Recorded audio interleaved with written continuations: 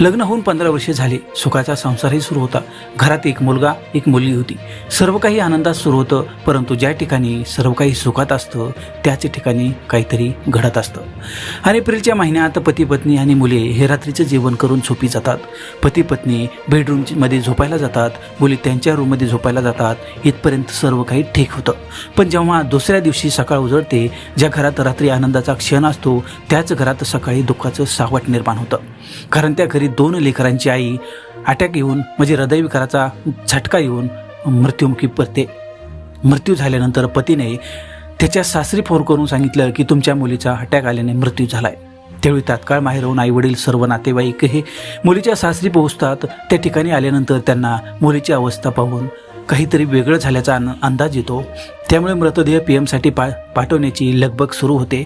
त्याचवेळी माहेरचे लोक मृतदेहाचं पीएम इतर ठिकाणी न करता मुंबईच्या जे हॉस्पिटलमध्ये करण्यात यावं अशी मागणी करतात. त्यानंतर पोलीस प्रशासनही घटनास्थळी दाखल होतं आणि सदरील मृतदेहावर जे रुग्णालयात पीएम करण्यात येतं. पीएम झाल्यानंतर डॉक्टर विचारा राखून ठेवून मृतदेह नातेवाईकांच्या ताब्यात देतात आणि त्या मृतदेहावर अंत्यसंस्कार देखील करण्यात येतात. त्यानंतर नातेवाईक आपापल्या गावी निघून जातात. घरात दुःखाचं सावट असताना पतीच्या चेहऱ्यावर 2च दिवसात खूप आनंद दिसतो. 15 वर्षे संसार केलेली पत्नी सोडून गेल्याचं दुःख त्याच्या चेहऱ्यावर अजिबात दिसत नाही. 1 महिना उलटून जातो. दुसरा म्हणजे जून 2026चा महिना सुरू होतो आणि पत्नी सोडून गेल्याचा आनंद ज्या पतीच्या चेहऱ्यावर दिसत होता तोच आनंद जेव्हा पीएम रिपोर्ट येतो तेव्हा तो नाहीसा होतो. त्या पीएम रिपोर्टमध्ये ज्या पद्धतीनं मृत्यू झाला होता तो मृत्यू अटॅकने नाही तर या पाठीमागं वेगळंच कारण होतं. पोलिसांनी या प्रकरणात 2 महिन्यांनी कशाप्रकारे आरोपीचा शोध घेतला आणि त्याला कशाप्रकारे गजाआड केलं तेच आपल्याला या व्हिडिओच्या माध्यमातून जाणून घ्यायचं आहे.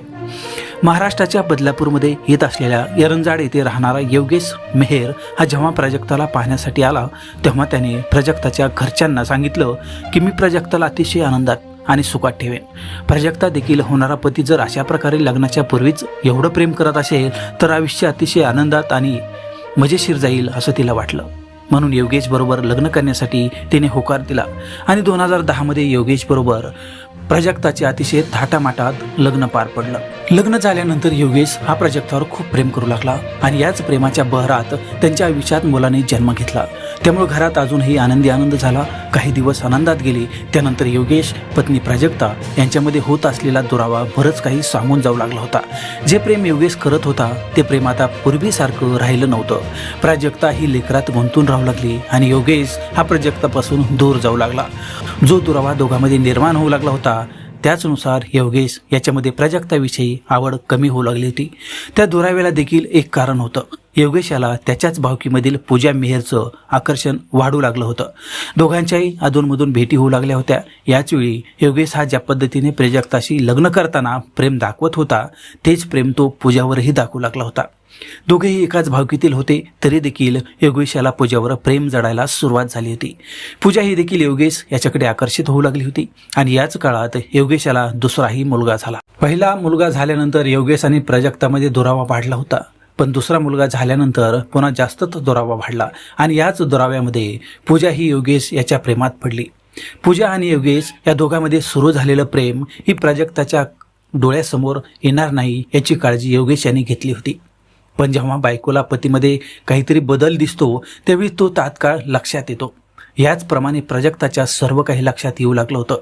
योगेश हा काहीतरी निमित्त करून पूजाला घरी बोलवायचा, त्याच्या आईशी गप्पा मारायला लावायचा. त्यावेळी पूजा ज्या पद्धतीने वागत होती ती गोष्ट प्राजक्ताला खटकायला सुरुवात झाली होती. त्यामुळे त्याने योगेशाला याविषयी विचारलं पण योगेश याने ती माझ्या भावकीमधील आहे, घरी आल्यानंतर तुला काय अडचण येणार असं तो म्हणत होता. त्यानंतर काही दिवस प्राजक्ता शांत बसली पण योगेश आणि पूजाची जवळीकता एवढी वाढली की प्राजक्ताने हे सर्व माहेरी सांगितलं. यावर काहीतरी मार्ग निघेल असं प्राजक्ताला वाटलं होतं, मात्र ते काही शक्य झालं नाही. आता योगेश याने पूजालाच सर्वस्व मानायला सुरुवात केली होती आणि जी भीती प्राजक्ताच्या मनात होती तीच खरी ठरली. कारण योगेश हा आता पूजालाच पत्नी मानायला सुरुवात करू लागला होता. एक दिवस योगेशने प्राजक्ताला सांगितलं की आता घरात पूजा देखील राहायला येणार आहे, त्यामुळे तुला माझ्यापासून डिवोर्स पाहिजे असेल तर घेऊन टाक, नाहीतर मला तरी तू डिवोर्स देऊन टाक. हे शब्द जेव्हा प्राजक्ताच्या कानावर पडले तेव्हा ती हादरून गेली. कारण घरात 2 मुले होती, तेच प्राजक्ताचे सर्वस्व होतं. त्यामुळे तिने माझेही काही झाले तरी चालेल, पण मी डिवोर्स देणार नाही, अशा प्रकारे भूमिका घेतली. त्यानंतर योगेश यांनी प्राजक्ताच्या आईवडिलांना फोन केला आणि त्यांना 14 मार्च 2026 रोजी बदलापूर या ठिकाणी बोलवलं.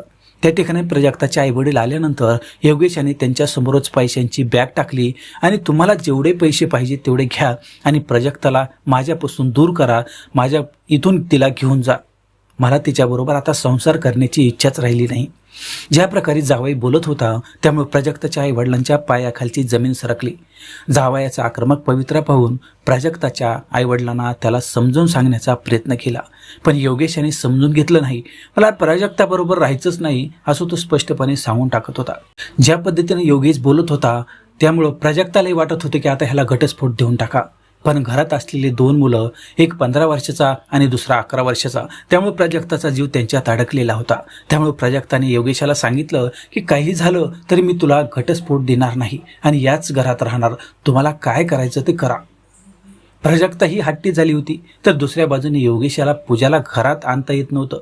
त्यामुळे मानसिक संतुलन बिघडल्यासारखं योगेश वागू लागला होता. योगेशाच्या आई देखील योगेश याचीच बाजू घेत होत्या. घरात सून असताना, नातू असताना तिला देखील मुलासाठी दुसरी बायको आणायची इच्छा झाली होती. 8 एप्रिलची तारीख होती. 2026चं वर्ष होतं. योगेश यांनी प्राजक्ताबरोबर पुन्हा भांडण करायला सुरुवात केली. तुला घरातून जायचंय की नाही, नाहीतर तुला कायमचं वरची पाठवून दे. ज्या प्रकारे सकाळी भांडण झालं त्याविषयी प्राजक्ताने आपल्या माहेरी सर्व काही सांगून टाकलं होतं. माहेरच्या लोकांना वाटलं की भांडण हे नेहमीच आहे, त्यामुळे त्यांनी त्याकडे दुर्लक्ष केलं. त्याच दिवशी 8 एप्रिलच्या रात्री योगेश घरी आला तेव्हा त्याने पत्नी प्राजक्ताशी प्रेमाने बोलायला सुरुवात केली. सर्वांनी रात्री एकत्र जेवण केलं, पण ज्या पद्धतीने योगेश प्रेम दाखवत होता त्या पाठीमागे काहीतरी काळे विचार असतील याची खात्री प्राजक्ताला झालेली होती. त्यामुळे रात्री जेवण करून सर्वजण झोपी गेले. मात्र दुसऱ्या दिवशी 9 एप्रिल रोजी प्राजक्ताचा मृत्यू झाला. त्यामुळे योगेश यांनी प्राजक्ताच्या माहेरी सांगितलं की प्राजक्ताला रात्री हार्ट अटॅक आला आणि त्यामध्ये तिचा मृत्यू झाला. त्यानंतर माहेरच्या लोकांनी तात्काळ बदलापूर इथे धाव घेतली. त्यानुसार पोलिसांनी त्याची अकस्मात नोंदही केली.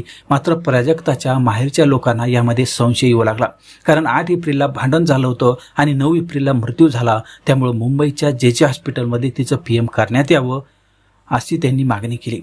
त्यानुसार तिचं मुंबईच्या जे रुग्णालयात PM करण्यात आलं आणि मृतदेह नातेवाईकाकडे दिला आणि फिशेरा सांभाळून ठेवण्यात आला. योगेशाला वाटलं होतं की आता या प्रकरणात काहीच होणार नाही, त्यामुळे योगेश हा खूप आनंदी होता. मात्र जेव्हा PMचा रिपोर्ट 23 जून 2026 रोजी आला आणि त्यामध्ये प्राजक्ताचा मृत्यू हार्ट अटॅकने झालेला नसून तिचा मृत्यू नाक तोंड दाबून झाला असल्याचं त्यामध्ये निष्पन्न झालं होतं. त्यानुसार बदलापूर पश्चिम पोलिसांनी या प्रकरणी योगेश याच्यावर खुनाचा दाखल करत त्याला तात्काळ अटक केली. त्याची आई जी आहे अरुणा मेहर यांना देखील त्यांनी अटक केली. मात्र या प्रकरणात योगेशची प्रेयसी पूजा मेहर, ननंद हर्षदा कोंडिलकर, कुसुम बोराडे यांनाही आरोपी करण्यात यावं अशी मागणी प्राजक्ताच्या कुटुंबियांनी केली आहे. त्यानुसार सध्या आता पोलीस तपास करत आहेत.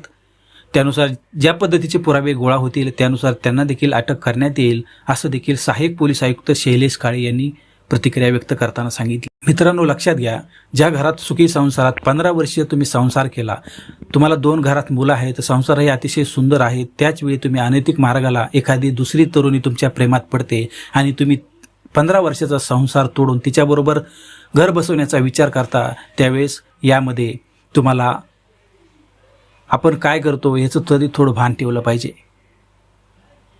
ज्या पद्धतीनं ज्या पद्धतीने योगेशाला पैशाचा घमंड होता, त्याने पैशाच्या जोरावर प्राजक्ताच्या आईवडिलांना विकत घेण्याचा प्रयत्न केला, परंतु आईवडिलांनी त्याला नकार दिला आणि प्राजक्ताने जाण्यास नकार दिला. त्यामुळे शेवटचं टोक म्हणून योगेश याने जे टोकाचं पाऊल उचललं आणि ज्या पद्धतीनं प्राजक्ताचा जीव घेतला त्यामध्ये त्याला कठोरात कठोर शिक्षा होणं गरजेचं आहे.